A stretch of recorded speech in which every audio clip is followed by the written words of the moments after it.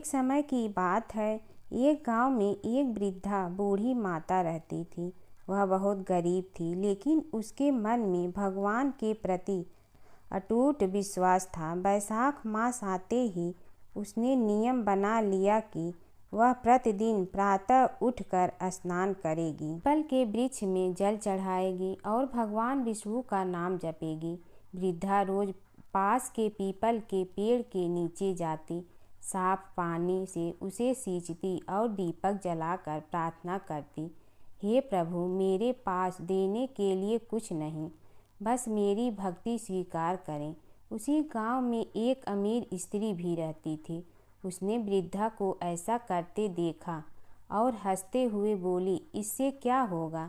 बिना बड़े दान और धन के भगवान प्रसन्न नहीं होते।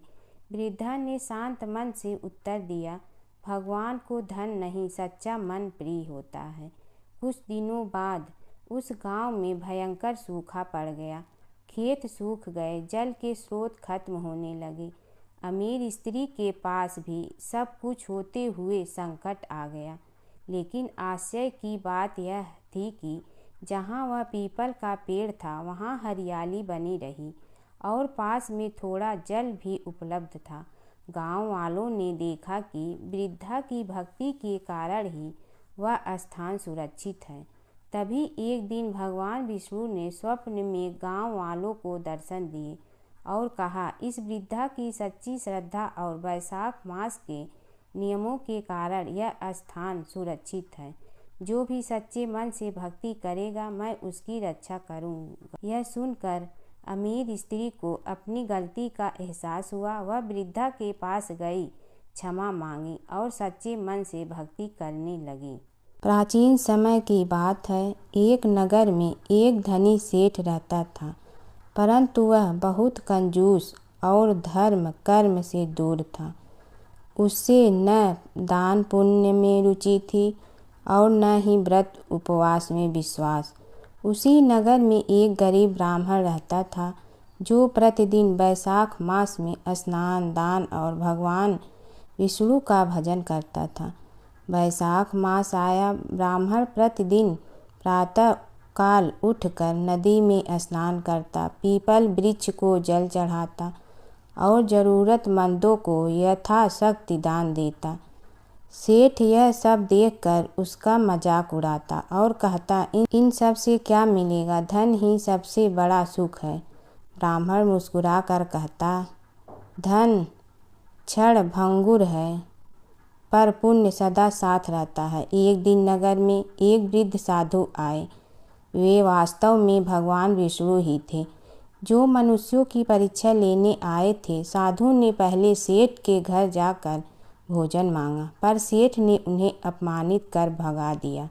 फिर साधु ब्राह्मण के घर पहुँचे। ब्राह्मण के पास भोजन बहुत कम था, फिर भी उसने श्रद्धा से साधु को भोजन कराया और जल पिलाया। साधु प्रसन्न हुए और बोले, हे ब्राह्मण, तुम्हारी भक्ति से मैं अत्यंत प्रसन्न हूँ, मांगो क्या वर चाहिए? ब्राह्मण ने कहा, मुझे कुछ नहीं चाहिए प्रभु, बस यही कि मैं सदा धर्म से मार्ग पर चलता रहूं। तब साधु ने अपना असली रूप प्रकट किया और आशीर्वाद दिया।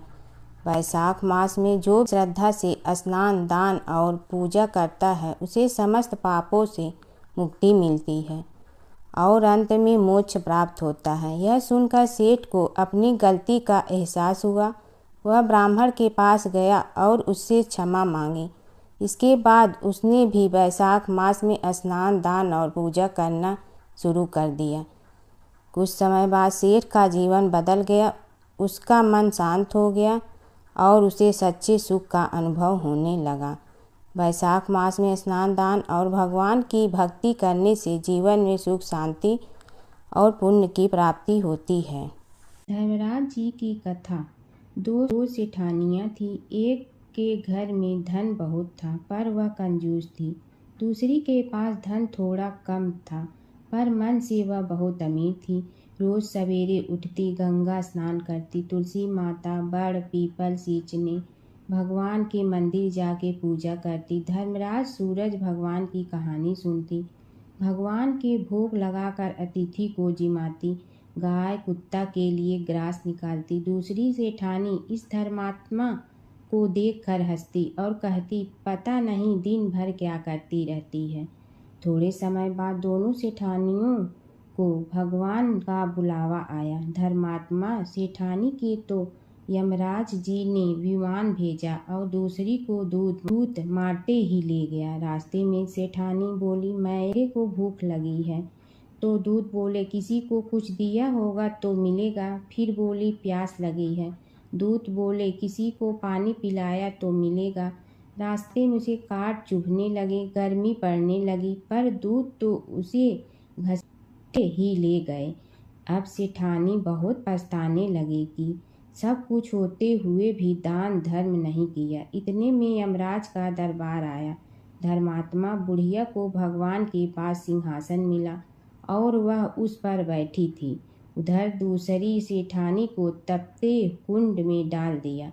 अब सेठानी यमराज से बोली, मुझे 1.25 पहर का जीवन दान दे दो, मैं वापस आकर दंड भोग लूंगी। यमराज बोले, ठीक है। सेठानी के शरीर में वापस प्राण डाल दिए। संसार में आते ही पंडितों को बुलाकर सेठानी ने धर्मराज की कथा सुनी, सब तरह से धर्म किया। इतने में समय पूरा हो गया। अब की बार विमान आया। 1.25 पहर के दान धर्म से सेठानी को स्वर्ग मिला। धर्मराज जी की परम भक्त पोपा बाई की कथा।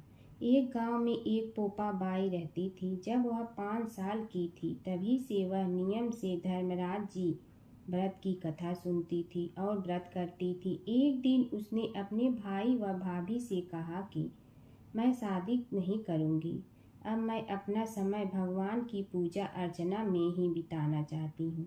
इसलिए मेरी झोपड़ी गांव के बाहर बनवा दो और गांव में सबको कह दो कि वह अपनी गाय व बछड़ों को मेरे यहाँ ही घास भूस चरने को भेज दो और जिसकी भी इच्छा हो, श्रद्धा हो, मुझे खाना भिजवा दो। एक दिन नगर का राजा शिकार खेलने जंगल में आया और गांव के बाहर जंगल के पास बनी झोपड़ी देखकर रुक गया। झोपड़ी के पास जाकर उसने आवाज लगाई कि कौन है, लेकिन भीतर से कोई आवाज न आने पर वह लगातार दरवाजा खटखटाता रहा। तब पोपा बाई उठी और कहने लगी कि कौन हो तुम जो बार बार दरवाजा बजा रहे हो, क्यों आवाज लगा रहे हो? राजा ने कहा कि मैं यहाँ का राजा हूँ और तुम्हारे साथ विवाह करूँगा। पोपा बाई ने कहा कि जहाँ से आए हो वहीं चले जाओ, मैं किसी पराये आदमी का मुँह नहीं देखती हूँ। राजा ने पोपा बाई की एक नहीं सुनी और जबरदस्ती उठा ले गया। तब पोपा बाई ने राजा को श्राप दिया कि तुम्हारा सारा राजपाट नष्ट हो जाएगा। महल में आने पर राजा की रानियों ने सारी बात सुनकर राजा से अनुरोध किया कि पोपा बाई को वहीं वापस छोड़ आओ। राजा जब पोपा बाई को वापस झोपड़ी में छोड़ने जाने लगा तो रास्ते में पाप की नदी आई जिसमें राजा डूब गया। कुछ समय बाद पोपा बाई मृत्यु के बाद धर्मराज जी के यहाँ पहुँची और धर्मराज जी ने उन्हें स्वर्ग का राज दे दिया। एक बार एक सेठ व सेठानी मृत्यु लोक से स्वर्ग लोक आए तो उसके द्वार बंद देखकर वह धर्मराज जी से द्वार खोलने का आग्रह करते हैं। धर्मराज जी कहते हैं, इस द्वार पर पोपा बाई का राज है। इस पर सेठ सेठानी कहते हैं कि हम पोपा बाई को नहीं जानते हैं। धर्मराज जी उन दोनों की बात सुनकर कहते हैं कि तुम दोनों 7 दिन तक मृत्युलोक में रहो। 8 खोपड़ा से राई भरकर 5 कपड़े ऊपर रखकर कहानी सुनकर उद्यापन करना और कहना कि राज है, पोपा बाई लेखा लेगी राई राई का। सारे बोलो पोपा बाई की जय। तुलसी माता की कथा। पुरानी समय की बात है। एक परम सुंदर और पतिव्रता स्त्री थी जिनका नाम था वृंदा। वे भगवान विष्णु की परम भक्त थी और उनका विवाह राक्षस राजा जलंधर से हुआ था। जलंधर बहुत शक्तिशाली था और उसकी शक्ति का रहस्य था उसकी पत्नी वृंदा की अटूट पतिव्रता धर्म। जब तक वृंदा अपने पति के प्रति सच्ची और समर्पित रही, तब तक कोई भी देवता जालंधर को पराजित नहीं कर सकता था। देवताओं ने कई बार प्रयास किया, लेकिन जालंधर अजेय रहा। तब सभी देवता भगवान विष्णु के पास गए और उनसे सहायता मांगी। भगवान विष्णु ने एक लीला रची। वे जालंधर का रूप धारण करके वृंदा के सामने प्रकट हुए। वृंदा ने उन्हें अपना पति समझकर उनका सत्कार किया, लेकिन जैसे ही वृंदा को सच्चाई का पता चला, उनका पतिव्रता धर्म भंग हो गया। उसी क्षण देवताओं ने जालंधर का वध कर दिया। जब वृंदा को यह ज्ञात हुआ कि यह सब भगवान विष्णु की लीला थी, तो वे बहुत दुखी हुई और उन्होंने भगवान विष्णु को श्राप दिया कि वे पत्थर बन जाएं। उसी श्राप के कारण भगवान विष्णु शालिग्राम पत्थर के रूप में प्रकट हुए। इसके बाद वृंदा ने अपने प्राण त्याग दिए। उनके शरीर से एक पवित्र पौधा उत्पन्न हुआ, जिसे आज हम तुलसी के नाम से जानते हैं। तभी से तुलसी को देवी का रूप माना जाता है और उनकी पूजा की जाती है। तुलसी माता को घर में रखने से सुख समृद्धि आती है। भगवान विष्णु को तुलसी अत्यंत प्रिय है। बिना तुलसी के भगवान विष्णु की पूजा अधूरी मानी जाती है। सच्ची भक्ति और पतिव्रता धर्म में अपार शक्ति होती है। भगवान विष्णु और नारद की कथा। एक बार नारद मुनि जी ने भगवान विष्णु जी से पूछा, हे भगवान, आपका इस समय सबसे प्रिय भक्त कौन है? अब विष्णु तो भगवान हैं, सो झट से समझ गए अपने भक्त नारद मुनि की बात और मुस्कुरा कर बोले, मेरा सबसे प्रिय भक्त उस गांव का एक किसान है। यह सुनकर नारद मुनि जी थोड़ा निराश हुए और फिर से एक प्रश्न किया, हे भगवान, आपका बड़ा भक्त तो मैं हूँ, तो फिर सबसे प्रिय क्यों नहीं? भगवान विष्णु जी ने नारद मुनि जी से कहा, इसका जवाब तो तुम खुद ही दोगे। जाओ, एक दिन उसके घर रहो और फिर सारी बात मुझे बताना। नारद मुनि जी सुबह सवेरे मुंह अंधेरे उस किसान के घर पहुंच गए। देखा अभी अभी किसान जगा है और उसने अब सबसे पहले अपने जानवरों को चारा देता, फिर मुंह धोता, दैनिक कार्यों से निवृत्त होता, जल्दी जल्दी भगवान का नाम लिया, रूखी सूखी रोटी खाकर जल्दी जल्दी अपने खेतों पर चला गया। सारा दिन खेतों में काम किया और शाम को वापस घर आया। जानवरों को अपनी जगह बांधा, उन्हें चारा पानी डाला, हाथ धोया, मुंह धोया, फिर थोड़ी देर भगवान का नाम लिया, फिर परिवार के संग बैठकर खाना खाया और कुछ बातें की और फिर से सो गया। अब सारा दिन यह सब देखकर नारद मुनि जी भगवान विष्णु के पास वापिस आए और बोले, भगवान, मैं आज सारा दिन उस किसान के संग रहा, लेकिन वो तो ढंग से आपका नाम भी नहीं ले सकता। उसने थोड़ी देर सुबह, थोड़ी देर शाम को और भी जल्दी जल्दी आपका ध्यान किया, और मैं तो 24 घंटे सिर्फ आपका ही नाम जपता हूँ। क्या आपका सबसे प्रिय भक्त वो गरीब किसान ही है? भगवान विष्णु जी ने नारद की बात सुनकर कहा, अब इसका जवाब भी तुम मुझे खुद ही देना। और भगवान विष्णु जी ने एक कलश अमृत से भरा नारद मुनि को थमाया और बोले, इस कलश को लेकर तुम तीनों लोकों की परिक्रमा करके आओ, लेकिन ध्यान रहे अगर एक बूंद भी अमृत नीचे गिरा तो तुम्हारी सारी भक्ति और पुण्य नष्ट हो जाएगी। नारद मुनि तीनों लोकों की परिक्रमा करके जब भगवान विष्णु के पास वापस आए तो खुश होकर बोले, भगवान, मैंने एक बूंद भी अमृत नीचे नहीं गिरने दिया। विष्णु भगवान ने पूछा, और इस दौरान तुमने मेरा नाम कितना बार लिया, मेरा स्मरण कितनी बार किया? तो नारद बोले, अरे भगवान जी, मेरा तो सारा ध्यान इस अमृत पर था, फिर आपका ध्यान कैसे करता। भगवान विष्णु ने कहा, हे नारद, देखो उस किसान को, वो अपना कर्म करते हुए भी नियमित रूप से मेरा स्मरण करता है, क्योंकि जो अपना कर्म करते हुए भी मेरा जाप करे वो ही मेरा सबसे प्रिय भक्त है। तुम तो सारे दिन खाली बैठे ही जप करते हो, और जब तुम्हें कर्म दिया तो मेरे लिए तुम्हारे पास समय ही नहीं था। तो नारद मुनि सब समझ गए और भगवान के चरण पकड़ कर बोले, हे भगवान, आपने मेरा अहंकार तोड़ दिया, आप धन्य हैं। एक समय की बात है, एक नगर में एक बहुत धनी श्रेष्ठ रहता था। उसके पास धन धान की कोई कमी नहीं थी, लेकिन वह बहुत कंजूस और कठोर स्वभाव का था। न वह दान करता था, न किसी गरीब की मदद करता था। उसी नगर में एक गरीब ब्राह्मण रहता था। वह रोज सुबह उठकर भगवान विष्णु स्मरण करता, वैशाख मास में स्नान करता और अपनी क्षमता के अनुसार थोड़ा बहुत दान जरूर करता। एक दिन उस ब्राह्मण ने सोचा, मेरे पास देने के लिए कुछ नहीं, फिर भी मैं श्रद्धा से एक लोटा जल किसी प्यासे को दूंगा।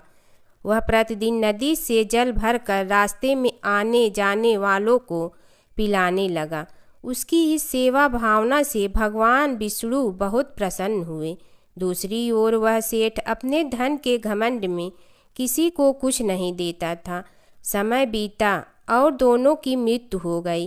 मृत्यु के बाद ब्राह्मण को स्वर्ग में स्थान मिला, क्योंकि उसने सच्चे मन से सेवा और दान किया था। वही सेठ को नरक की यातनाएं सहनी पड़ी, क्योंकि उसने कभी दया या दान नहीं किया। कुछ समय बाद सेठ को अपनी गलती का एहसास हुआ और उसने प्रार्थना की, हे प्रभु, मुझे एक और अवसर दें। भगवान विष्णु ने उसकी प्रार्थना सुनकर कहा, धन से नहीं, मन से किया गया दान ही श्रेष्ठ होता है। वैशाख मास में किया गया छोटा सा पुण्य भी अनंत फल देता है। बोलो विष्णु भगवान की जय। एक समय की बात है, एक नगर में एक अत्यंत गरीब ब्राह्मण रहता था। वह प्रतिदिन भगवान विष्णु का स्मरण करता, लेकिन उसके पास न तो अच्छे वस्त्र थे और न ही भोजन का साधन। फिर भी उसका मन सदैव भक्ति में लीन रहता। वैशाख मास आने पर उसने संकल्प लिया, मैं इस पूरे महीने स्नान, दान और पूजा अवश्य करूँगा, चाहे कुछ भी हो जाए। वह प्रतिदिन प्रातः काल उठकर नदी में स्नान करता, तुलसी के पास जल अर्पित करता और भगवान विष्णु की पूजा करता। भोजन न होने पर भी वह भूखा रहकर भक्ति करता रहा। एक दिन उसकी परीक्षा लेने के लिए भगवान विष्णु एक साधु के वेश में उसके द्वार पर आए। उन्होंने कहा, हे ब्राह्मण, मुझे बहुत भूख लगी है, क्या तुम मुझे कुछ भोजन दे सकते हो। ब्राह्मण के पास केवल थोड़ा सा अन्न बचा था, जो उसने अपने लिए रखा था, लेकिन उसने बिना सोचे वह सारा अन्न उस साधु को दे दिया और स्वयं भूखा रह गया। उसकी निस्वार्थ सेवा और सच्ची भक्ति देखकर भगवान विष्णु अत्यंत प्रसन्न हुए। वे अपने वास्तविक स्वरूप में प्रकट हुए और बोले, हे भक्त, तुम्हें सच्ची भक्ति और दान का आदर्श प्रस्तुत किया है। मैं तुम्हें धन, सुख और मोक्ष का वरदान देता हूँ। इसके बाद ब्राह्मण का जीवन बदल गया। उसके घर में धन धान की वर्षा होने लगी और वह सुखपूर्वक जीवन बिताने लगा। अंत में उसे मोक्ष की प्राप्ति हुई। एक समय की बात है, एक नगर में एक बहुत ही गरीब वृद्ध महिला रहती थी। उसके पास न धन था न कोई सहारा, लेकिन उसके मन में भगवान के प्रति अटूट श्रद्धा थी।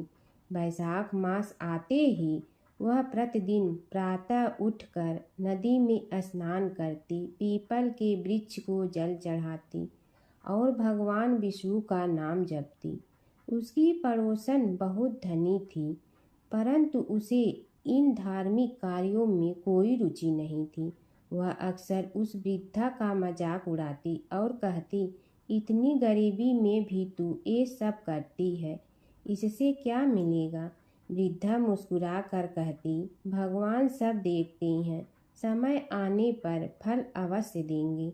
एक दिन वैशाख मास के अंतिम दिनों में भगवान ने वृद्धा की भक्ति की परीक्षा लेने का विचार किया। वे एक साधु का रूप धारण कर उसके घर पहुँचे और भोजन मांगा। वृद्धा के पास खाने के लिए केवल थोड़ा सा आटा और पानी था। उसने बिना सोचे वही साधु को प्रेम से खिला दिया और खुद भूखी रह गई। साधु भगवान उसकी सच्ची भक्ति से अत्यंत प्रसन्न हुए। उन्होंने अपना असली रूप दिखाकर कहा, हे माता, तुमने सच्चे मन से सेवा की है, इसलिए मैं तुम्हें वरदान देता हूँ कि तुम्हारे घर में कभी धन धान्य की कमी नहीं होगी। इतना कहकर भगवान अदृश्य हो गए। अगले ही दिन से वृद्धा के घर में सुख समृद्धि आने लगी। यह देखकर पड़ोसन को अपनी गलती का एहसास हुआ। वह भी वैशाख मास में स्नान, पूजा और दान करने लगी। कीड़ी नगरा सींचने की कहानी। एक गांव में एक बुढ़िया माई रहती थी। उसके 2 बेटे तथा बहू भी थे। बुढ़िया माई भगवान श्री हरि विष्णु की परम भक्त थी। अपना जीवन दान, धर्म, पुण्य कार्य कर्मों में लगाती थी। परंतु बुढ़िया माई कभी भी मंदिर और सत्संग में व तीर्थ स्थानों पर नहीं जाती थी। एक बार गांव में भागवत कथा हो रही थी। बेटे ने कहा, माँ, आप सारा दिन घर में रहती हैं, आप मंदिर में भागवत कथा सुनने क्यों नहीं जाती। बुढ़िया माई ने बेटे का मन रखने के लिए कह दिया कि आज जाऊंगी, परंतु नहीं गई। ऐसा करते करते 6 दिन निकल गए। बुढ़िया माई के बेटे ने कहा, माँ, आज अंतिम दिन है, आज तो कथा सुनने आपको जाना ही पड़ेगा। सारा दिन घर का काम करके बुढ़िया माई ने जाते जाते इतनी देर कर दी कि अंतिम दिन की भागवत कथा भी समाप्त हो गई। भगवान श्री हरि विष्णु सन्यासी का रूप धारण करके बुढ़िया माई के पास आए और बोले, बुढ़िया माई, तुम कहाँ जा रही हो। बुढ़िया माई ने कहा, मैं भागवत कथा सुनने जा रही हूँ। तब सन्यासी रूपधारी भगवान श्री हरि विष्णु ने कहा, अब इतनी देर से क्यों जा रही हो, वहाँ तो अब कथा समाप्त हो गई है, अब वहाँ जाकर क्या करोगी। बुढ़िया माई ने कहा, अब घर से निकली हूँ तो जाकर ही रहूँगी। सब सन्यासी रूपधारी भगवान श्री हरि विष्णु ने कहा कि अब कथा समाप्त हो गई, भक्त लोग भी अपने अपने घर चले गए, अब तुम वहाँ से क्या लाओगी। तो बुढ़िया माई बोली, कुछ नहीं तो मैं वहाँ से एक ईंट ही उठा लाऊंगी। तो सन्यासी रूपधारी भगवान श्री हरि विष्णु बोले, तुम वहाँ से मिट्टी की ईंट लाओगी, उसके बदले में मैं तुम्हें एक सोने की ईंट देता हूँ। बुढ़िया माई ने ईंट ले ली और घर की तरफ चल पड़ी और विचार करने लगी कि यदि यह ईंट मैं घर लेकर जाऊंगी तो बेटे बहू झगड़ने लगेंगे। इसीलिए घर के आंगन में बाहर ही बुढ़िया माई ने वह ईंट जमीन में गाड़ दी। परंतु अब बुढ़िया माई का ध्यान उस ईंट पर ही रहने लगा। खाने पीने, घर के काम करने में सदैव बुढ़िया माई अपना ध्यान सोने की ईंट पर ही लगाई रखती। बेटे बहू ने पूछा, माँ, पूरे दिन घर के आंगन में क्या करती रहती हो। तो बुढ़िया माई ने कहा, मैं आने जाने वाले को देखती रहती हूँ। एक दिन बुढ़िया माई मर गई। यमराज के दूत बुढ़िया माई को लेने आए। बुढ़िया माई को लेकर धर्मराज जी के पास पहुँचे और धर्मराज जी को सारी बात बतलाई। धर्मराज जी ने बुढ़िया माई को कुतिया की योनि दे दी और कुतिया उसी पेड़ के नीचे बैठी रहती। बुढ़िया माई की बहू ने कहा, इस कुतिया को यहाँ से भगाओ, नहीं तो यह बच्चों को काट जाएगी। तो उसके बेटे ने उसकी पीठ पर एक लकड़ी मारी और बुढ़िया माई मर गई और को सर्प की योनि मिली। आंगन में सर्प को देखकर बेटे बहू ने किसी को काट नहीं जाए इसी डर से मार दिया। फिर बुढ़िया माई मरकर धर्मराज जी के पास पहुंची। बुढ़िया माई कीड़ी का रूप धारण करके उस आंगन में कीड़ी नगरा बना लिया। आंगन में कीड़ी नगरा हो गया। घर वाले बहुत परेशान हुए। घर वाले भोजन भी नहीं बना रहे थे और मन ही मन होने का स्मरण करने लगे। तब भगवान श्री हरि विष्णु सन्यासी का रूप धारण करके आए और बोले कि कुछ खाने को दे दो। तो घरवाले ने कहा, महाराज हमारे खाने को भी कुछ नहीं बनाया क्योंकि हमारे घर में कीड़ी नगरा हो गया है। आप ही इसका कुछ उपाय बतलाइए। तब महाराज जी ने आंगन में खोदा और सोने की 28 निकाली और दोनों बेटों को दे दी और कहा, तुम्हारी माँ के नाम से दान पुण्य करना, धर्मशाला बनवाना, स्कूल बनवाना, प्याऊ लगवाना, गौशाला में गाय के चारे खाने की व्यवस्था करना। परंतु दोनों बेटे आपस में झगड़ने लगे कि तू दान कर, तू दान कर। किसी ने बुढ़िया माई के नाम से कोई दान नहीं किया और कीड़ी नगरा वहाँ उसी स्वरूप में स्थापित रहा। कुछ दिन बाद सन्यासी वापस आया और बुढ़िया माई के बेटों ने भगवान स्वरूपधारी सन्यासी महाराज से कहा कि हमारी घर की हालत वैसी की वैसी है, कीड़ी नगरा तो वैसे का वैसा ही है। तब साधु रूपधारी सन्यासी महाराज ने कहा, वह सोने के ईंट के टुकड़े लाओ और उन्हें बेचकर उनसे जो भी धन मिले उसे तुम्हारी माँ के नाम से दान पुण्य करो। इस कीड़ी नगरा पर शक्कर और आटा डालो। तुम ऐसा करोगे तो तुम्हारी माँ को मोक्ष प्राप्ति होगी। और उनके घर से कीड़ी नगरा चला गया। जो व्यक्ति प्रतिदिन सुबह प्रातः आटा और शक्कर कीड़ी नगरे पर डालता है वह सदैव धनवान, पुत्रवान, संपन्न, सुख शांति से जीवन यापन करता है। उसके घर में कभी कोई कष्ट नहीं आता है। उसका जीवन सदा सर्वदा आनंद से व्यतीत होता है। उसके परिवार जन उसे अत्यधिक स्नेह प्रदान करते हैं। कीड़ी नगरा प्रतिदिन सींचने से जुड़ी नगरी की कहानी सुनने से, दान पुण्य व धर्म कार्यों में रुचि लगाने से जीवन उत्तम हो जाता है। एक बूढ़ा ब्राह्मण था। वह रोज पीपल को जल से सींचता था। पीपल में से रोज एक लड़की निकलती और कहती, पिताजी मैं आपके साथ जाऊंगी। यह सुनते सुनते बूढ़ा दिन ब दिन कमजोर होने लगा। तो बुढ़िया ने पूछा कि क्या बात है। बूढ़ा बोला कि पीपल से एक लड़की निकलती है और कहती है कि वह भी मेरे साथ चलेगी। बुढ़िया बोली कि कल ले आना उस लड़की को। जहाँ 6 लड़कियां पहले से ही हमारे घर में है वहाँ 7वीं लड़की और सही। अगले दिन बूढ़ा उस लड़की को घर ले आया। घर लाने के बाद बूढ़ा ब्राह्मण आटा मांगने गया तो उसने पहले दिनों की अपेक्षा आज ज्यादा आटा मिला था। जब बुढ़िया वह आटा छानने लगी तो लड़की ने कहा कि लाओ माँ मैं छान देती हूँ। जब वह आटा छानने बैठी तो परात भर गई। उसके बाद माँ खाना बनाने जाने लगी तो लड़की बोली कि आज रसोई मैं बनाऊंगी। तो बुढ़िया बोली कि ना तेरे हाथ जल जाएंगे। लेकिन लड़की नहीं मानी। वह रसोई में खाना बनाने गई तो उसने तरह तरह के 36 व्यंजन बना डाले और आज सभी ने भर पेट खाना खाया। इससे पहले वह आधा पेट भूखा ही रहते थे। रात हुई तो बुढ़िया का भाई आया और कहने लगा कि दीदी मैं तो खाना खाऊंगा। बुढ़िया परेशान हो गई कि अब खाना कहाँ से लाऊंगी। लड़की ने पूछा कि क्या बात है माँ।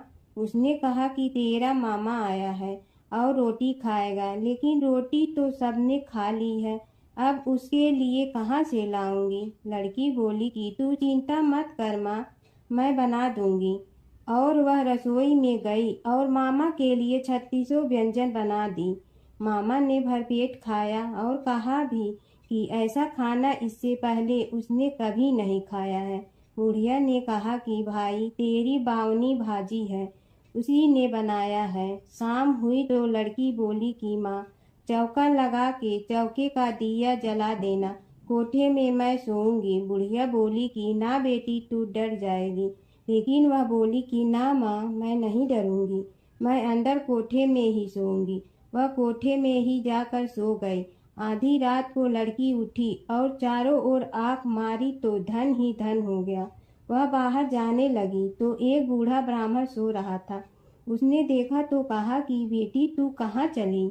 लड़की बोली कि मैं तो दरिद्रता दूर करने आई थी, अगर तुम्हें दूर करवानी है तो करवा लो। उसने बूढ़े के घर में भी आँख से देखा तो चारों ओर धन ही धन हो गया। सुबह सवेरे सब उठे तो लड़की को ना पाकर उसे ढूंढने लगे कि पावनी बेटी कहाँ चली गई। बूढ़ा ब्राह्मण बोला कि वह तो लक्ष्मी माता थी, जो तुम्हारे साथ मेरी दरिद्रता भी दूर कर गई। हे लक्ष्मी माता, जैसे आपने उनकी दरिद्रता दूर की, वैसे ही सबकी करना। एक नगर में एक ब्राह्मण दंपति रहते थे। वे दोनों प्रतिदिन 7 कोस दूर गंगा और यमुना नदी में स्नान करने जाते थे। इतनी दूर आने जाने से ब्राह्मण की पत्नी थक जाती थी। एक दिन उसने अपने पति से कहा कि हमारा एक पुत्र होता तो कितना अच्छा रहता। पुत्र के बहू आती तो हमें घर वापस जाने पर खाना बना हुआ मिलता और बहू घर का काम भी कर देती। अपनी पत्नी की बात सुनकर ब्राह्मण ने कहा कि तूने बात तो सही कही है, चल मैं तेरे लिए बहू ला ही देती हूँ। ब्राह्मण ने कहा कि एक पोटली में आटा डालकर कुछ मोहरे रख दे। ब्राह्मण के कहे अनुसार उसने पोटली बांध कर दे दी। पोटली लेकर ब्राह्मण चला गया।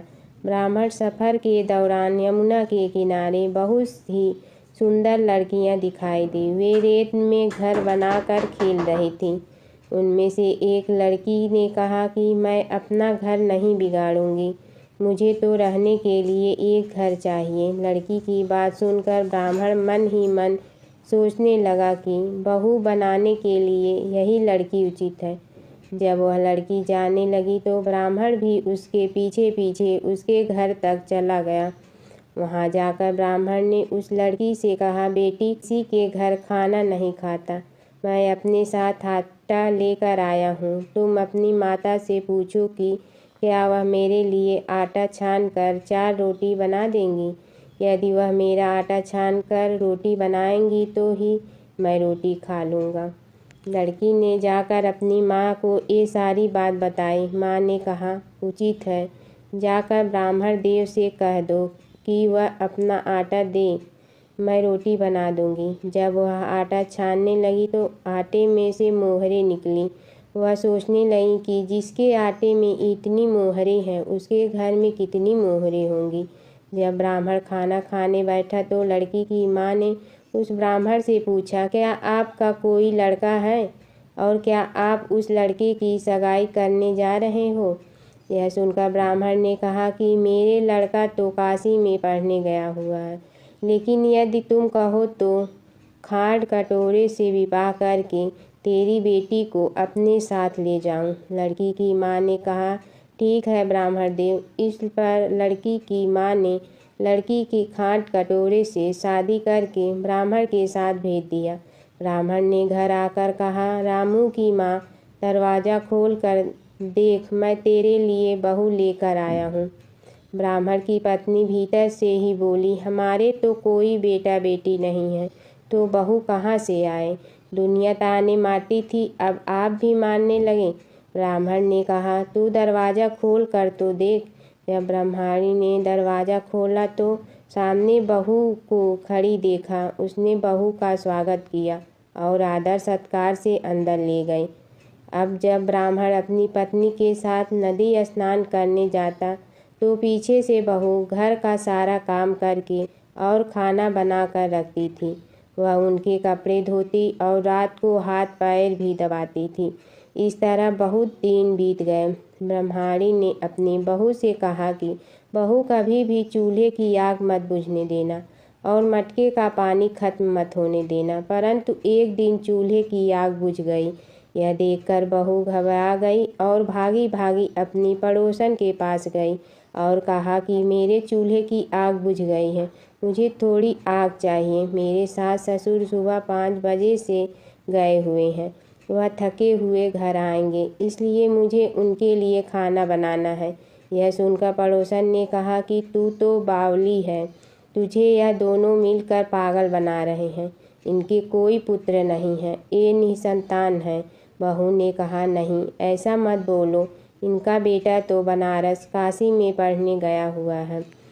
इस पर पड़ोसन ने कहा कि यह तुझे झूठ बोलकर लाए हैं, मेरी बात सच मान, इनके कोई बेटा नहीं है। अब बहू पड़ोसन की बातों में आ गई और कहने लगी कि अब आप ही बताओ मैं क्या करूं। पड़ोसन ने कहा कि क्या है, जब तुम्हारे सास ससुर आए तो जली हुई रोटियां बना कर देना और बिना नमक की दाल बना कर देना, खीर की करछी दाल में और दाल की करछी खीर में डाल देना। पड़ोसन ने उसे अच्छे से सिखा पढ़ा दिया। फिर जब उसने सास ससुर घर आए तो उसने न तो उनका आदर सत्कार किया, ना ही उनके कपड़े धोए। जब उसने सास ससुर को खाना दिया तो सास बोली, बहू आज यह रोटियां जली हुई क्यों हैं और दाल भी अलूनी है। तब बहू ने पलट कर कहा कि एक दिन ऐसा खाना खा लोगे तो कुछ बिगड़ नहीं जाएगा। तुम्हारा सास ससुर को खरी खोटी सुनाकर वह फिर से पड़ोसन के पास गई और बोला कि अब आगे क्या करना है। पड़ोसन ने कहा कि अब तुम सातों कोठों की चाबी मांग लेना। अगले दिन जब भी स्नान करने के लिए जाने लगे तो बहू अड़ गई कि मुझे तो सातों कोठों की चाबी चाहिए। तब ससुर ने कहा कि इसे चाबी दे दो। तब सास ने बहू को चाबी दे दी। सास ससुर के जाने के बाद जब बहू ने दरवाजे खोले तो देखा कि किसी में अन्न भरा है, किसी में धन भरा है और किसी कोठे में बर्तन पड़े हैं। जब उसने सबसे ऊपर का 7वां कोठा खोला तो देखा कि शिव जी, पार्वती माता, लक्ष्मी, गणेश जी, पीपल पथवारी, कार्तिक के ठाकुर, राई, दामोदर, तुलसी जी का बिड़वा, गंगा, यमुना और 33 कोटि देवी देवता विराजमान है। वहीं पर एक लड़का चंदन की चौकी पर बैठा माला जप रहा है। यह सब देखकर उसने लड़के से पूछा कि तुम कौन हो। तब लड़का बोला कि मैं तेरा पति हूँ, अभी दरवाज़ा बंद कर दे, जब मेरे माता पिता आएंगे तब दरवाज़ा खोलना। यह सब देखकर बहू बहुत खुश हुई और 16 श्रृंगार कर सुंदर वस्त्र पहनकर अपने सास ससुर का इंतजार करने लगी। उसने अपने सास ससुर के लिए अच्छे अच्छे पकवान बनाए। जब उसके सास ससुर घर पर आए तो उसने उनका आदर सत्कार किया और प्रेम पूर्वक खाना खिलाया और हाथ पैर दबाने लगी। पैर दबाते दबाते बहू ने कहा कि माँ, आप इतनी दूर गंगा यमुना स्नान करने के लिए जाती हो तो आप थक जाती हो, इसलिए आप घर पर ही स्नान क्यों नहीं कर लेती। यह सुनकर सास कहने लगी कि बेटी, गंगा यमुना घर पर तो नहीं बहती हैं। तब उसने कहा, हाँ माँ जी, बहती हैं, चलो मैं आपको दिखाती हूँ।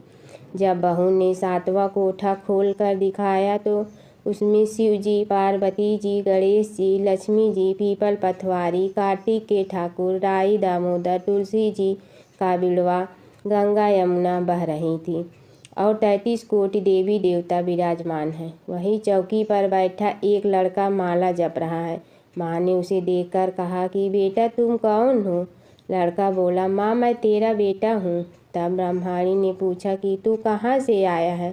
लड़के ने जवाब दिया कि मुझे कार्तिक ने भेजा है। माँ ने कहा, बेटा यह संसार कैसे मानेगा कि तू मेरा बेटा है। माँ ने कुछ विद्वान पंडितों से मन्नत मांगी। पंडितों ने कहा, इस पार बहू बेटा खड़े हो जाए और उस पार माँ खड़ी हो जाए।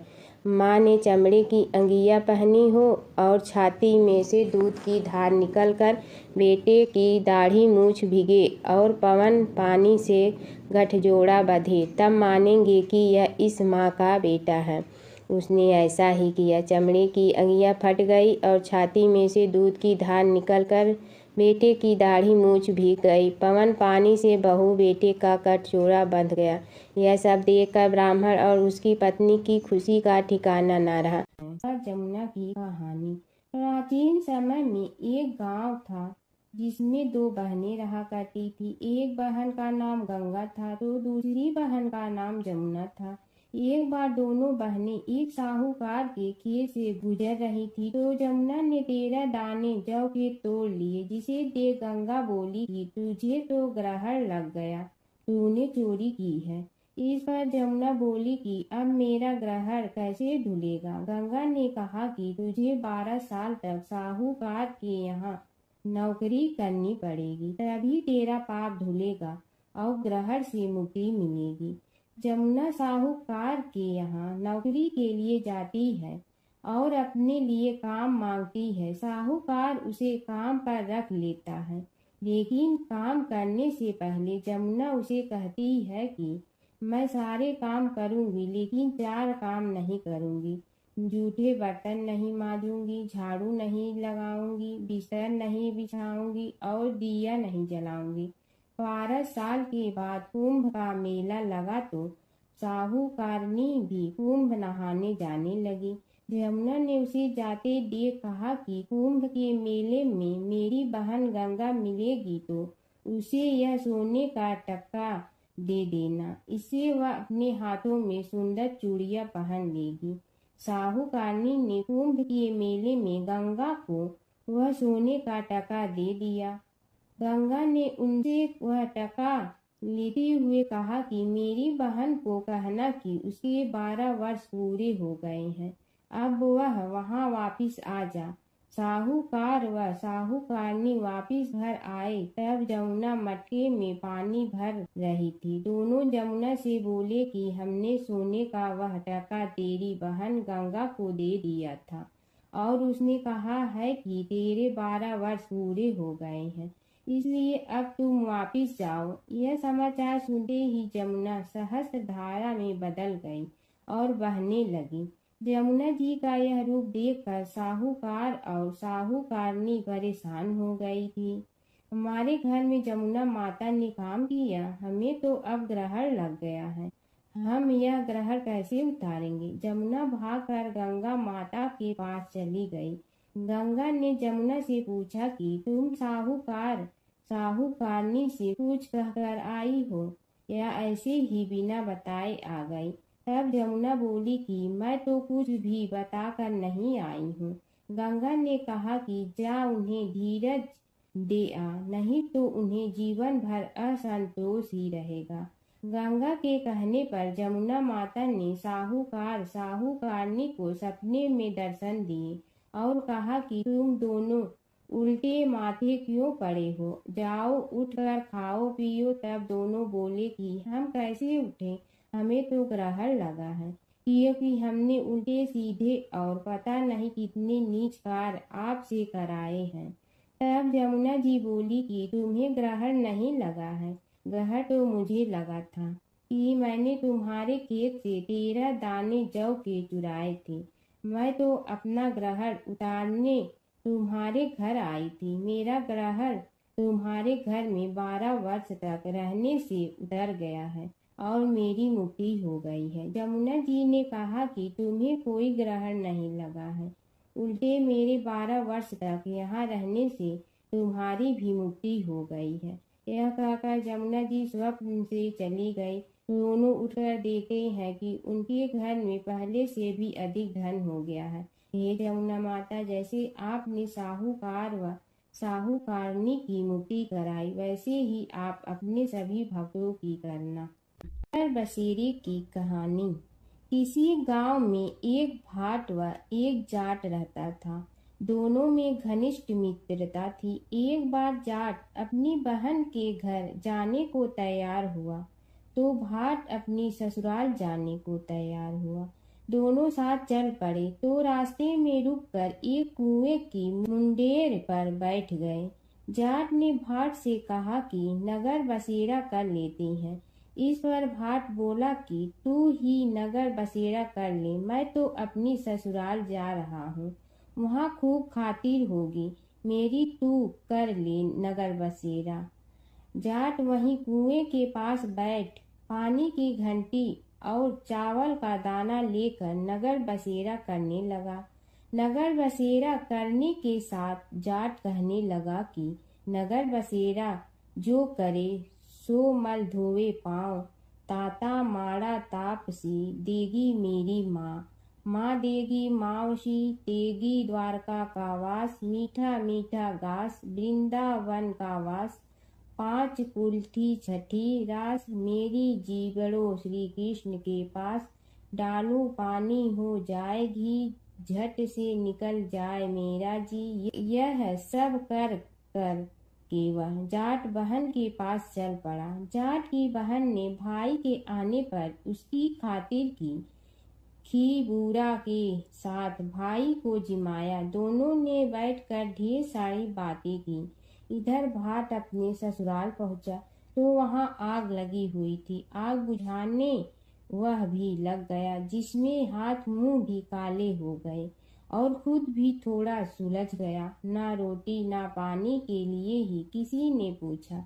एक पड़ोसन आई तो उसने भाट की सास को कहा कि जमाई आया है, जरा उस आओ भगत कर लो। बुढ़िया बोली कि सब कुछ तो जल गया है, अब कहाँ से आओ भगत करूं। तब पड़ोसन ने ही भाट को एक रोटी के साथ छाछ दी। उसने वही खाकर गुजारा किया।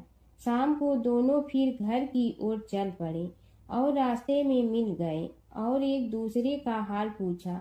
भाट बोला कि मेरी ससुराल में तो आग लगी हुई थी, आग बुझाते मैं खुद काला हो गया हूँ, ना रोटी मिली ना पानी। जाट बोला कि मेरी तो बहुत खातिर हुई। फिर बोला कि मैंने कहा था ना कि नगर बसेरा कर ले, अब कर ले, लेकिन भाट ने फिर मना कर दिया। कहने लगा कि चाहे रोटी दे या न दे, तेरी तो माँ है, दही चूरमा का पेड़ा धरा पाएगा। भाट ने फिर नगर बसेरा नहीं किया, जाट ने कर लिया। नगर बसेरा जो करे सो मल धोए पाँव। ताता माड़ा तापसी देगी मेरी माँ। माँ देगी मावशी देगी द्वारका का वास, मीठा मीठा घास वृंदावन का वास। 5 कुल्ठी छठी रास मेरा जीवड़ो श्री कृष्ण के पास। डालू पानी हो जाए घी झट से निकल जाए मेरा जी। करके वह चल पड़ा। घर पहुँचते ही जाट की मावशी ने बहुत लाड प्यार किया। उधर भाट घर गया तो उसकी भैंस खो गई थी। बाप एक लाठी रखे तो दूसरी उठाए और कहने लगा कि ससुराल गया तो आग लगा दी, अब यहाँ आया तो भैंस खो दी। बाप ने कहा कि पहले भैंस लेकर आ, तभी रोटी पानी मिलेगा। सारा दिन भाट भैंस ढूंढता रहा, लेकिन उसे भैंस नहीं मिली। जाट और भाट की मुलाकात फिर से बाजार में हो गई। जाट ने भाट के हाल चाल पूछे तो भाट बोला कि आते ही भैंस खो गई, बस उसी दिन से भैंस ढूंढ रहा हूँ। रोटियां का तो पूछो ही मत। जाट ने कहा कि मैंने तो पहले ही कहा था कि नगर बसेरा कर ले। जाट की बात सुनकर भाट बोला कि तेरे नगर बसेरे में इतनी ताकत है तो चल अब कर लेते हैं। दोनों ने बैठकर नगर बसेरा किया।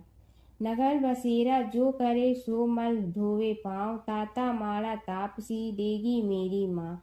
माँ देगी मावशी देगी द्वारका का वास, मीठा मीठा घास वृंदावन का वास। 5 कुल्ठी छठी रास मेरा जीवड़ो श्री कृष्ण के पास। डालू पानी हो जाए घी झट से निकल जाए मेरा जी। दोनों के नगर बसेरा करने पर भाट जैसे ही आगे बढ़ा तो उसकी खोई भैंस मिल गई, जिसे लेकर घर पहुंचा। घर पहुंचते ही माँ ने कहा कि लड़के को आते ही घर से निकाल दिया, सारे दिन से ये भूखा प्यासा भटक रहा है। यह कहकर उसकी माँ ने उसको खूब खिलाया पिलाया। इस घटना के बाद सारे नगर में ढिंढोरा पिटवा गया कि कब कोई अपने पीहर या सास से आते जाते नगर बसेरा करें। जैसे भाट को नगर बसेरा करने का फल मिला, वैसे ही हर किसी को मिलती है। माता सीता की कथा। यह कहानी सीता माता कहती थी और श्री राम इसे सुना करते थे। एक दिन श्री राम भगवान को किसी काम के लिए बाहर जाना पड़ा तो सीता माता कहने लगी कि भगवान, मेरा तो 12 वर्ष का नित्य नियम है, अब आप बाहर जाएंगे तो मैं अपनी कहानी किसे सुनाऊंगी। श्री राम ने कहा कि तुम कुएं की पाल पर जाकर बैठ जाना और वहाँ जो औरतें पानी भरने आएंगी उन्हें अपनी कहानी सुना देना। सीता माता कुएं की पाल पर जाकर बैठ जाती हैं। एक स्त्री आई, उसने रेशम की जड़ी की साड़ी पहन रखी थी और सोने का घड़ा ले रखा था। सीता माता उसे देख कहती हैं कि बहन, मेरा 12 वर्ष का नितनेम सुन लो। पर वह स्त्री बोली कि मैं तुम्हारा नितनेम सुनूंगी तो मुझे घर जाने में देरी हो जाएगी और मेरी सास मुझसे लड़ेंगी। उसने कहानी नहीं सुनी और चली गई। उसकी रेशम जड़ी की साड़ी फट गई, सोने का घड़ा मिट्टी के घड़े में बदल गया। सास ने देखा तो पूछा कि ये किसका दोष अपने सिर लेकर आ गई है। बहू ने कहा कि कुएं पर एक औरत बैठी थी, उसने कहानी सुनने के लिए कहा, लेकिन मैंने सुनी नहीं, जिसका यह फल मिला है। बहू की बात सुनकर अगले दिन वही साड़ी और घड़ा लेकर सास कुएं की पाल पर गई। सास को वहीं माता सीता बैठी मिली तो माता सीता ने कहा कि बहन, मेरी कहानी सुन लीजिए। सास बोली कि एक बार छोड़, मैं तो 4 बार कहानी सुन लूंगी। राम आए, लक्ष्मण आए, देश के पुजारी आए, नित नेम का नेम लाए, आओ राम बैठो राम। तपी रसोई जियो राम, माखन मिश्री खाओ राम। दूध बतासा पियो राम, सूत के पलका मोठो राम। साल दुसाला पोठो राम, साल दुसाला ओढ़ो राम। जब बोलो जब राम ही राम, राम संवारे सबके काम। खाली घर भंडार भरेंगे, सबका बेड़ा पार करेंगे। श्री राम जय राम जय जय राम। सास बोली कि बहन, कहानी तो बहुत अच्छी लगी। कहानी सुनकर सास घर चली गई और उसकी साड़ी फिर से रेशम जड़ी की बन गई। मिट्टी का घड़ा फिर सोने के घड़े में बदल गया। बहू कहने लगी, सासू माँ, आपने ये सब कैसे किया? सास ने कहा कि बहू, तू दोष लगा के आई थी और मैं अब दोष उतार कर आ रही हूँ। बहू ने फिर पूछा कि वह कुएं वाली स्त्री कौन है? सास बोली कि वे सीता माता थीं। वे पुराने से नया कर देती हैं, खाली घर में भंडार भर देती हैं। वह लक्ष्मी जी का वास घर में कर देती हैं। आदमी की जो भी इच्छा हो उसे पूरा कर देती हैं। बहू बोली कि ऐसी कहानी मुझे भी सुना दो। सास बोली कि ठीक है, तुम भी सुनो। और सास ने कहानी शुरू की। राम आए, लक्ष्मण आए, देश के पुजारी आए, नित नेम का नेम लाए, आओ राम बैठो राम। तपी रसोई जियो राम, माखन मिश्री खाओ राम। दूध बतासा पियो राम, सूत के पलका मोठो राम। साल दुसाला पोठो राम, साल दुसाला ओढ़ो राम। जब बोलो जब राम ही राम, राम संवारे सबके काम। खाली घर भंडार भरेंगे, सबका बेड़ा पार करें। श्री राम जय जय राम। कहानी सुनकर बहू बोली कि कहानी तो बहुत अच्छी है। सास ने कहा कि ठीक है, इस कहानी को रोज कहा करेंगे। अब सास बहू रोज सवेरे उठती, नहाती धोती और पूजा करने के बाद नित नेम की सीता की कहानी कहती। एक दिन उनके यहाँ एक पड़ोस की औरत आई और बोली कि बहन, जरा सी आँच दे ना। तो वह बोली कि आज तो अभी हमने जलाई ही नहीं। पड़ोसन ने कहा कि तुम सुबह 4 बजे से उठकर क्या कर रही हो? फिर उन्होंने कहा कि सुबह उठकर हम पूजा करते हैं, फिर सीता माता की नित नेम की कहानी कहते हैं। पड़ोसन ने उसकी बात सुनकर फिर कहा कि सीता माता की कहानी कहने से तुम्हें क्या मिलता है? वे बोली कि इनकी कहानी कहने से घर में भंडार भर जाते हैं, सारे काम सिद्ध होते हैं, मन की इच्छा भी पूरी हो जाती है। पड़ोसन कहती है कि बहन, ऐसी कहानी तो मुझे भी सुना दो। फिर वह बोली कि ठीक है, तुम भी यह कहानी सुन लो। राम आए, लक्ष्मण आए, देश के पुजारी आए, नित नेम का नेम लाए, आओ राम बैठो राम। सारी कहानी सुनने के बाद पड़ोसन कहने लगी, बहन, कहानी तो मुझे बहुत अच्छी लगी। अब वह पड़ोसन भी नित नेम सीता माता की कहानी कहने लगी। कहानी कहने से सीता माता ने पड़ोसन के भी भंडार भर दिए। अब तो पूरे मोहल्ले में नित नेम की कथा चल पड़ी। हर किसी की मनोकामना पूरी होने लगी। हे सीता माता, जैसे आपने उनके भंडार भरे वैसे ही आप हमारे भी भंडार भरना, सबकी भरना, कहानी सुनने वाले के भी और कहानी कहने वाले के भी। गणेश और बुढ़िया माई की कथा। एक बुढ़िया थी, वह बहुत ही गरीब और दृष्टिहीन थी। उसके एक बेटा और बहू थे। वह बुढ़िया सदैव गणेश जी की पूजा किया करती थी। एक दिन गणेश जी प्रकट होकर उस बुढ़िया से बोले, बुढ़िया माँ, तू जो चाहे सो मांग ले। बुढ़िया बोली, मुझे तो मांगना नहीं आता, कैसे और क्या मांगूं? तब गणेश जी बोले, अपने बहू बेटे से पूछ कर मांग ले। तब बुढ़िया ने अपने बेटे से कहा, गणेश जी कहते हैं तू कुछ मांग ले, बता मैं क्या मांगूं? पुत्र ने कहा, माँ तू धन मांग ले।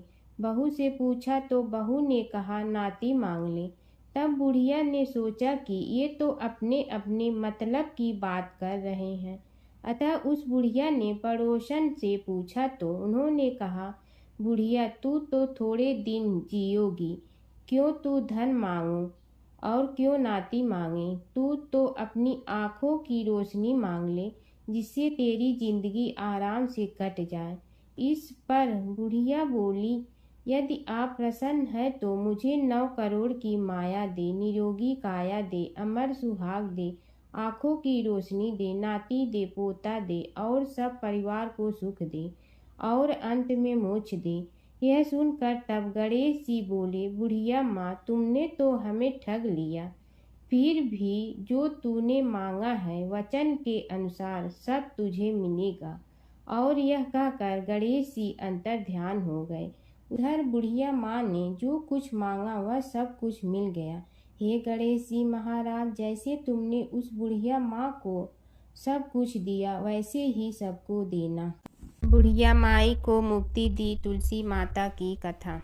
एक बुढ़िया माई तुलसी जी को सींचती और कहती कि हे तुलसी माता, सत की दाता, मैं तेरा बिडला सींचती हूँ, मुझे बहू दे, पीताम्बर की धोती दे, मीठा मीठा घास दे, बैकुंठा में वास दे, चटक की चाल दे, पटक की मोद दे, चंदन का काठ दे, रानी सा राज दे, दाल भात का भोजन दे, 11 की मौत दे, कृष्ण जी का कंधा दे।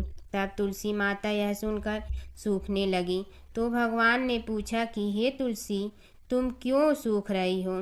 तुलसी माता ने कहा कि एक बुढ़िया रोज आती है और यही बात कह जाती है, मैं सब बात तो पूरा कर दूंगी, लेकिन कृष्ण का कंधा कहाँ से लाऊंगी? तो भगवान बोले, जब वो मरेगी तो मैं अपने आप कंधा दे आऊँगा, तू बुढ़िया माई से कह देना। जब बुढ़िया माई मर गई, सब लोग आ गए। जब माई को ले जाने लगे तो वह किसी से न उठी। तब भगवान एक 12 बरस के बालक का रूप धारण करके आए। बालक ने कहा, मैं कान में एक बात कहूँगा तो बुढ़िया माई उठ जाएगी। बालक ने कान में कहा, बुढ़िया माई मन की निकाल ले, पीताम्बर की धोती ले, मीठा मीठा घास ले, बैकुंठा का वास ले, चटक की चाल ले, पटक की मोत ले, कृष्ण जी का कंधा ले। यह सुनकर बुढ़िया माई हल्की हो गई। भगवान ने कंधा दिया और बुढ़िया माई को मुक्ति मिल गई। हे तुलसी माता, जैसे बुढ़िया माई को मुक्ति दी वैसे सबको देना। बंदरी की कहानी। बैसाख मास की पवित्र कथा। एक राजा था। वह बैसाख माह में प्रतिदिन ब्रह्मा मुहूर्त में उठकर गंगा जी में स्नान करता था। राजा का आदेश था कि मुझसे पहले गंगा जी में कोई भी स्नान नहीं करेगा। राजा जब गंगा जी में स्नान करने जाते तो उन्हें प्रतिदिन शांत जल के स्थान पर हिलता हुआ हलचल युक्त जल दिखाई देता था। तो राजा को संदेह होता था कि निश्चय ही मुझसे पहले कोई प्रतिदिन गंगा जी में स्नान करता है।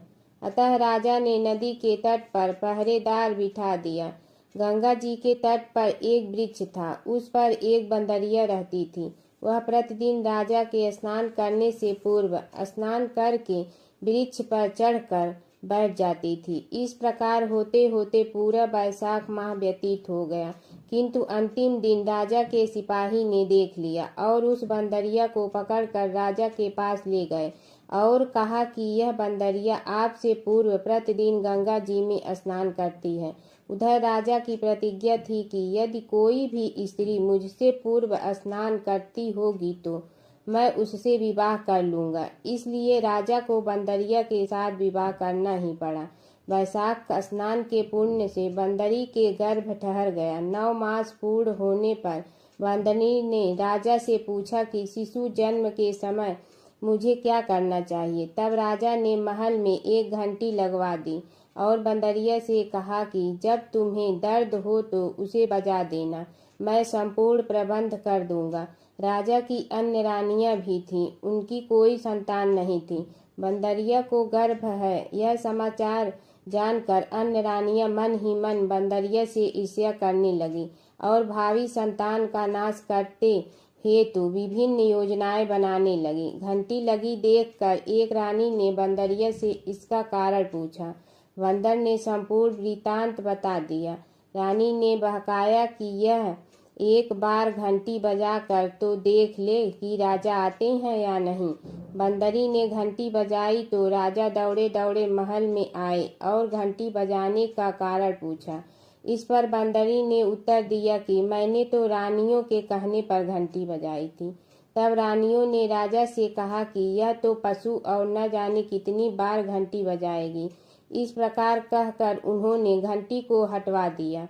कुछ दिनों बाद बंदरी के शिशु जन्म का समय आया तो उसने अन्य रानियों से पूछा कि मैं क्या करूं। तब रानी ने कहा कि तुम आंखों पर पट्टी बांधकर सो जाओ। बंदरी के वैशाख माह के स्नान के पुण्य प्रताप के रूप में एक सुंदर पुत्र हुआ। शिशु के जन्म होते ही उसके रोने से पूर्व ही रानियों ने उसे एक टोकरी में रखकर दासी को दे दिया और आदेश दिया कि इसे नदी में बहा कर आओ और उस शिशु के स्थान पर एक पत्थर रख दिया। राजा को भी कहलवा दिया कि बंदरी ने एक पत्थर को जन्म दिया। राजा ने सुना तो उन्होंने भी संतोष कर लिया है कि जब दूसरी रानियों के संतान नहीं है तो यह तो बंदरी है, इसके क्या संतान होगी। उधर दासी ने उस सुंदर सुशील शिशु को नदी में न बहाकर कुम्हार के खंडर में रख दिया। दूसरे दिन कुम्हार कुम्हारी खंडर में आए तो वहां एक सुंदर शिशु को रोता हुआ देखा। कुम्हार कुम्हारिन भी निसंतान थे। उन्होंने उस शिशु को अपने लिए भेजी गई भगवान की भेंट माना और बड़े प्रेम से शिशु का पालन पोषण करने लगे। कुछ बड़ा होने पर बालक को यह ज्ञात हुआ कि वह रानी बंदरी का पुत्र है, जिनको रानियों ने मरवाना चाहा था। एक दिन वह बालक कुम्हार के बनाए हुए मिट्टी के हाथी घोड़े लेकर पनघट पर जा बेटा और दासियों को देखकर कहने लगा कि आओ रे मेरी मिट्टी के हाथी घोड़े, पानी पियो।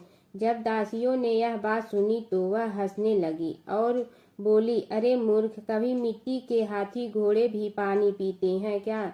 इस पर उस बालक ने कहा कि कभी बंदरी के भी पत्थर जन्म लेते हैं क्या। उस बालक की यह बात दासियों ने जाकर महल में कही। तब रानियों ने दूसरे दिन विष मिलाकर लड्डू भेज दिए। ईश्वर की कृपा से लड्डू गोद और बादाम के हो गए और उन लड्डू को खाने से उस लड़के की मृत्यु नहीं हुई। यह समाचार दासी ने रानी को कहा और रानी ने राजा से कहकर कुम्हार को देश से निकलवा दिया। कुम्हार वन में रहने लगा। तत्पश्चात अगले वर्ष चित्र माह में माता गण गौर के पूजन का दिन आया तो वह बंदरी का पुत्र 108 करवे और 108 गोली लेकर तथा घड़े में पानी भरकर बगीचे के बाहर बैठ गया। उधर राजा की और साहूकार की पुत्रियां गणगौर बनाने के लिए मिट्टी लेने के लिए आई। तब बगीचे में खेलने और झूलने लगी। इस कारण कुछ समय बाद उन्हें प्यास लगी। तब उन्होंने उस बंदरी के पुत्र से जल पिलाने के लिए कहा तो उस बालक ने उत्तर दिया कि मेरे पास एक गोली है, उसे खाते जाओ और मेरी चारों ओर फेरे लगाती जाओ, तब मैं तुम्हें जल पिलाऊंगा। इस पर पहले तो कन्याओं ने मना किया, किंतु प्यास तीव्र होने के कारण मान गई। इस प्रकार गोली खाने और उस युवक के साथ फेरे लेने से वह गर्भवती हो गई। बाद में जब उनके माता पिता को यह ज्ञात हुआ तो वह सभी कुम्हार के पास आए और संपूर्ण वृत्तांत सुनाया तथा कहा कि तेरे पुत्र ने हमारी कन्याओं से विवाह किया है, अब तुम्हें इन्हें अपने पास रखना होगा। तब कुम्हार ने निर्धर होने के कारण असमर्थता व्यक्त की। 2 कन्याओं की माता पिता ने बहुत सारा धन देकर अपनी कन्याओं को कुम्हार के घर विदा किया और कुम्हार के घर 108 बहुएं आ गई और कालांतर में उनके 108 ही पोते हो गए। कुम्हार ने समस्त नगरी को भोजन हेतु निमंत्रण दिया और राजा को भी बुलवा दिया। राजा के यहाँ से रानी बंदरी के अतिरिक्त सब भोजन हेतु पधारे। तब राजकुमार राजा की आज्ञा लेकर बंदरी को लेने रथ पालकी लेकर गया और लाकर सभा में सबसे ऊंचे स्वर्ण आसन पर बैठाया। राजकुमार ने अपनी सभी पत्नियों को समझा दिया था कि बंदरी मुझे जन्म देने वाली माता है। एक एक बहू रानी बंदरी के चरण स्पर्श करती गई और एक एक सोने का सिक्का और पोते को गोद में देती गई। जब राजा और अन्य रानियों ने यह सब देखा तो कुम्हार के पुत्र से इसका कारण पूछा। रानियों को तो संदेह होने लगा कि यह अवश्य ही बंदरी का पुत्र है, इसलिए रानी और रूठ कर राजा को कहने लगी कि कुम्हार के पुत्र ने हमारा अपमान किया है और बंदरी का सम्मान किया है, अतः हम लौट कर जा रहे हैं। इधर राजा को पुत्र के जन्म का संपूर्ण रहस्य ज्ञात हो गया, इसलिए उन्होंने रानियों को देश निकाल दिया और अपनी सभी पुत्र वधू एवं पुत्रों को लेकर महल में आया और राजकुमार का राज तिलक हुआ। कुम्हार कुम्हारिन को राजकुमार ने महल में रहने के लिए निवेदन किया, किंतु वह नहीं माने। तब राजा ने उन्हें ढेर सारा धन दे दिया। वैशाख स्नान का इतना महत्व है तो सबको वैशाख स्नान करना चाहिए। बंदरी ने वैशाख स्नान किया तो उसे राजा का राज्य, पुत्र, बहुएं आदि प्राप्त हुई है। ईश्वर जैसे बंदरी को पुण्य मिले, इस प्रकार हमें भी पुण्य देना। प्राचीन काल की बात है। नैमिषारण्य क्षेत्र में ऋषि, महर्षि और साधु संतों का समाज जुड़ा था। उसमें श्री सूत जी भी विद्यमान थे। शौनक जी ने उनकी सेवा में उपस्थित होकर निवेदन किया कि हे अज्ञान रूप घोर तिमिर को नष्ट करने में करोड़ों सूर्यों के समान प्रकाशमान श्री सूत जी, हमारे कानों के लिए अमृत के समान जीवन प्रदान करने वाले कथा तत्व का वर्णन कीजिए। हे सूत जी, हमारे हृदयों में ज्ञान के प्रकाश की वृद्धि तथा भक्ति, वैराग्य और विवेक की उत्पत्ति जिस कथा से हो सकती हो, वह हमारे प्रति कहने की कृपा कीजिए। शौनक जी की जिज्ञासा से सूत जी बड़े प्रसन्न हुए। पुरातन इतिहासों के स्मरण से उनका शरीर पुलकायमान हो रहा था। वे कुछ देर उसी स्थिति में विराजमान रहकर कुछ विचार करते रहे और अंत में बोले, शौनक जी, इस विषय में आपके चित्त में बड़ी जिज्ञासा है। आप धन्य हैं जो सदैव ज्ञान की प्राप्ति में तत्पर रहते हुए विभिन्न पुराण कथाओं की जिज्ञासा रखते हैं।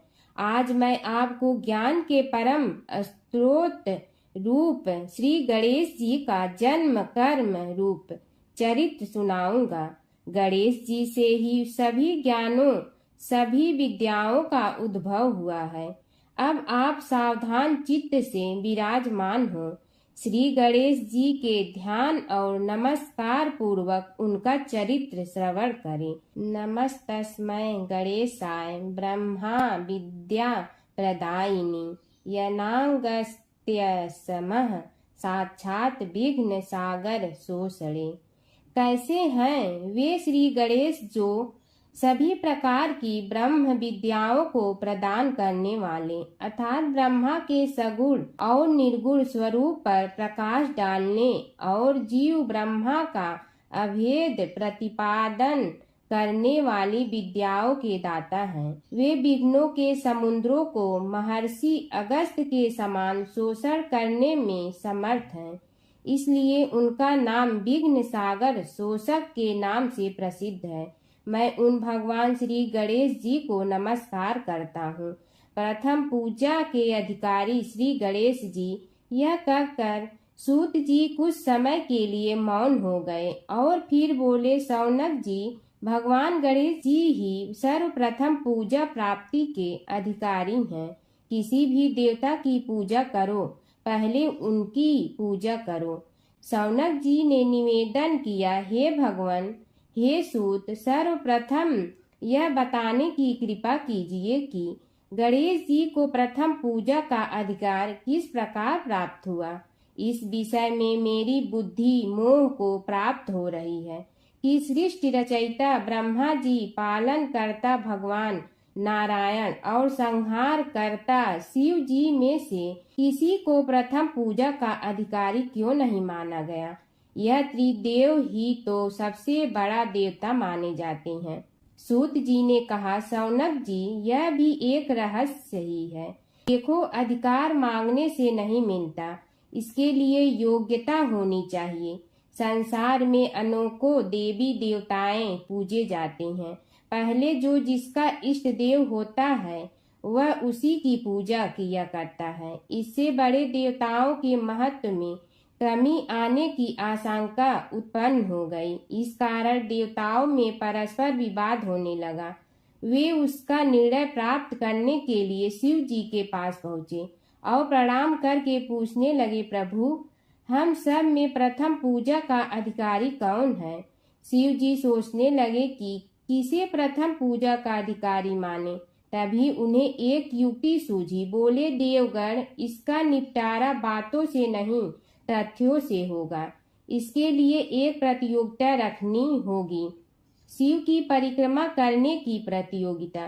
देवगण उनका मुख देखने लगे, शंकित हृदय से सोचने लगे कि कैसी प्रतियोगिता रहेगी। यह शिव जी ने उनके मन के भाव ताड़ लिए, इसलिए सांत्वना भरे शब्दों में बोले, घबराओ मत, कोई कठिन परीक्षा नहीं ली जाएगी। बस इतना ही कि सभी अपने अपने वाहनों पर चढ़कर संसार की परिक्रमा करो और फिर यहाँ लौट आओ। जो पहले लौटेगा वही सर्वप्रथम पूजा का अधिकारी होगा। अब क्या देर थी, सभी अपने अपने वाहन पर चढ़कर दौड़ पड़े। किसी का वाहन गजराज था तो किसी का सिंह, किसी का भैंसा तो किसी का मृग, किसी का हंस तो किसी का उल्लू, किसी का अश्व तो किसी का श्वान। अभिप्राय यह है कि वाहनों को विविधता के दर्शन उस समय जितने भले प्रकार से हो सकते थे उतने अन्य समय में नहीं। सबसे गया बीता वाहन गणेश जी का था मूषक, उससे चूहा भी कहते हैं। ऐसे वाहन के बल भरोसे इस प्रतियोगिता में सफल होना तो क्या, सम्मिलित होना भी हास्यास्पद है। गणेश जी ने सोचा, छोड़ो, क्या होगा प्रतियोगिता में भाग लेने से, हम तो यहाँ बैठे रहकर ही तमाशा देखेंगे। वे बहुत देर तक विचार करते रहे। अंत में उन्हें एक युक्ति सूझी। शिव जी स्वयं ही जगदाता हैं, यह संसार उन्हीं का प्रतिबिंब है, तब क्यों न इन्हीं की परिक्रमा कर ली जाए। इनकी परिक्रमा करने से ही संसार की परिक्रमा हो जाएगी। ऐसा निश्चय कर उन्होंने मूषक पर चढ़कर शिव जी की परिक्रमा की और उनके समक्ष जा पहुँचे। शिव जी ने कहा, तुमने परिक्रमा पूर्ण कर ली। उन्होंने उत्तर दिया, जी हाँ। शिव जी सोचने लगे कि इसे तो यहीं घूमते हुए देखा, फिर परिक्रमा कैसे कराया। देवताओं का परिक्रमा करके लौटना आरंभ हुआ और उन्होंने गणेश जी को वहां बैठे देखा तो माथा ठनक गया। फिर भी साहस करके बोले, अरे तुम विश्व की परिक्रमा के लिए नहीं गए। गणेश जी ने कहा, अरे मैं कब का यहाँ आ गया। देवता बोले, तुम्हें तो कहीं भी नहीं देखा। गणेश जी ने उत्तर दिया, देखते कहाँ से, समस्त संसार शिव जी में विद्यमान है। इनकी परिक्रमा करने से ही संसार की परिक्रमा पूर्ण हो गई। सूत जी बोले, शौनक, इस प्रकार गणेश जी ने अपनी बुद्धि के बल पर ही विजय प्राप्त कर ली। उनका कथन सत्य था, इसलिए कोई विरोध करता भी तो कैसे। बस उसी दिन से गणेश जी की प्रथम पूजा होने लगी। एक समय की बात है कि विष्णु भगवान का विवाह लक्ष्मी जी के साथ निश्चित हो गया। विवाह की तैयारी होने लगी। सभी देवताओं को निमंत्रण भेजे गए, परंतु गणेश जी को निमंत्रण नहीं दिया। कारण जो भी रहा हो, अब भगवान विष्णु की बारात जाने का समय आ गया। सभी देवता अपनी पत्नियों के साथ विवाह समारोह में आए। उन सब ने देखा कि गणेश जी कहीं दिखाई नहीं दे रहे हैं। तब वे आपस में चर्चा करने लगे कि क्या गणेश जी को कोई न्योता नहीं दिया है या स्वयं गणेश जी ही नहीं आए हैं। सभी को इस बात पर आश्चर्य होने लगा। तभी सब ने विचार किया कि विष्णु भगवान से ही इसका कारण पूछा जाए। विष्णु भगवान से पूछने पर उन्होंने कहा कि हमने गणेश जी के पिता भोलेनाथ महादेव को न्योता भेजा है। यदि गणेश जी अपने पिता के साथ आना चाहते हैं तो आ जाते। अलग से न्योता देने की कोई आवश्यकता भी नहीं थी। दूसरी बात यह है कि उनको 1.25 मन मूंग, 1.25 मन चावल, 1.25 मन घी और 1.25 मन लड्डू का भोजन दिन भर में चाहिए। यदि गणेश जी नहीं आएंगे तो कोई बात नहीं। दूसरे के घर जाकर इतना सारा खाना पीना अच्छा भी नहीं लगता। इतनी वार्ता कर ही रहे थे कि किसी एक ने सुझाव दिया, यदि गणेश जी आ भी जाए तो उनके द्वारपाल बनाकर बैठा देंगे कि आप घर की याद रखना। आप तो चूहे पर बैठकर धीरे धीरे चलोगे तो बारात से बहुत पीछे रह जाओगे। यह सुझाव भी सबको पसंद आ गया तो विष्णु भगवान ने भी अपनी सहमति दे दी।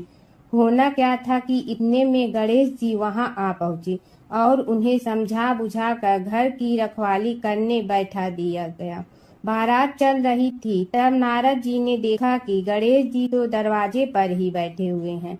तो वे गणेश जी के पास गए और रुकने का कारण पूछा। गणेश जी कहने लगे कि विष्णु भगवान ने मेरा बहुत अपमान किया है। नारद जी ने कहने लगे कि अपनी मूसक देना को आगे भेज दे तो वह रास्ता खोद देगी, जिससे उनके वाहन धरती में धंस जाएंगे। तब आपको सम्मान पूर्वक बुलाना पड़ेगा। अब तो गणेश जी ने अपनी मूसक सेना जल्दी से आगे भेज दी और सेना ने जमीन पोली कर दी। जब बारात वहां से निकली तो रथों के पहिए धरती में धंस गए। लाख कोशिश करे परंतु पहिए नहीं निकले।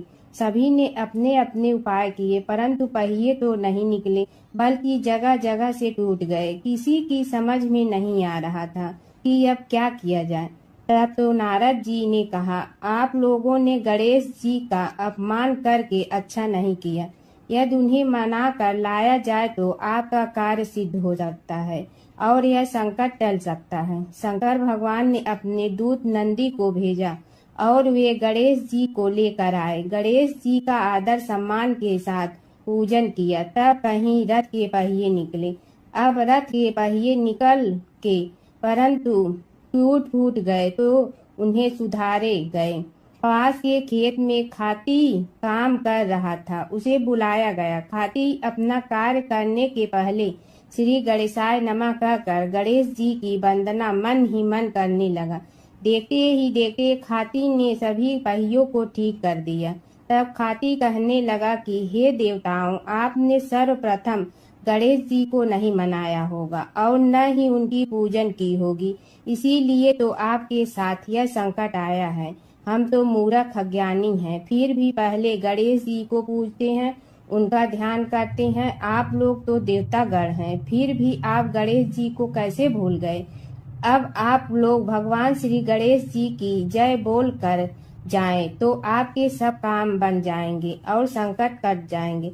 ऐसा कहते हुए बारात वहां से चल दी और विष्णु भगवान को लक्ष्मी जी के साथ विवाह संपन्न करा के सभी सकुशल घर लौट आए।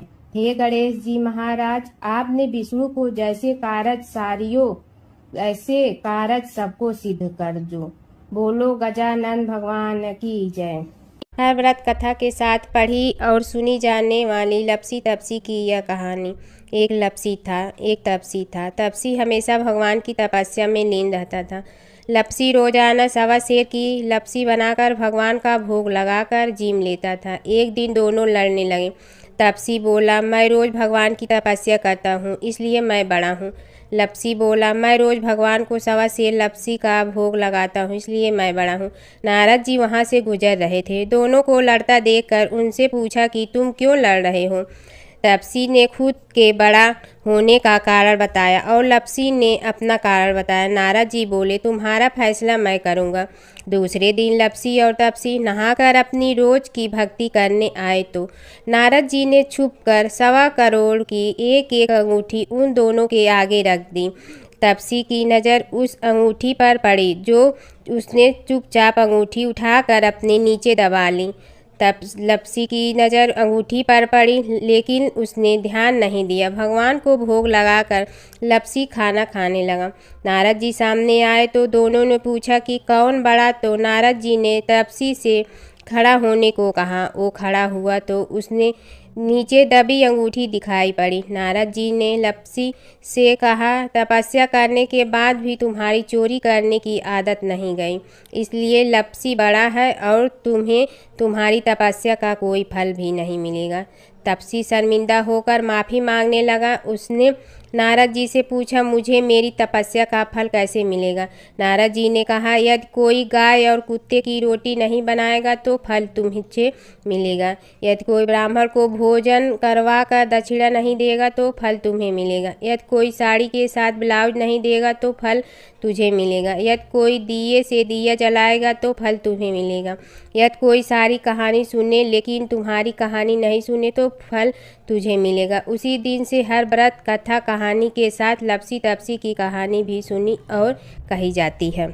ओम जय जगदीश हरे स्वामी, जय जगदीश हरे। भक्त जनों के संकट क्षण में दूर करे। ओम जय जगदीश हरे। जो ध्यावे फल पावे, दुख बिन दे मन का। सुख संपत्ति घर आवे, कष्ट मिटे तन का। ओम जय जगदीश हरे। मात पिता तुम मेरे, शरण कहूँ किसकी। तुम विनय और न दूजा, आस करूँ जिसकी। ओम जय जगदीश हरे। तुम पूर्ण परमात्मा, तुम अंतर्यामी। पार ब्रह्म परमेश्वर, तुम सबके स्वामी। ओम जय जगदीश हरे। तुम बिंदा के सागर, तुम पालन करता। मैं मूरख कल काम, कृपा करो भरता। ओम जय जगदीश हरे। तुम हो ये कय गोचर, सबके प्राणपति। किस विधि मिलूं दया में, तुमको मैं कुमति। ओम जय जगदीश हरे। दीन बंधु दुख हरता, तुम रक्षक मेरे। अपने हाथ उठाओ, द्वार पड़ा तेरे। ओम जय जगदीश हरे। विषय विकार मिटा, पाप हरो देवा। श्रद्धा भक्ति बढ़ाओ, संतन की सेवा। ओम जय जगदीश हरे। तन मन धन सब तेरा, स्वामी सब कुछ है तेरा। तेरा तुझको अर्पण क्या लागे मेरा। ओम जय जगदीश हरे। जय जगदीश हरे स्वामी, जय जगदीश हरे।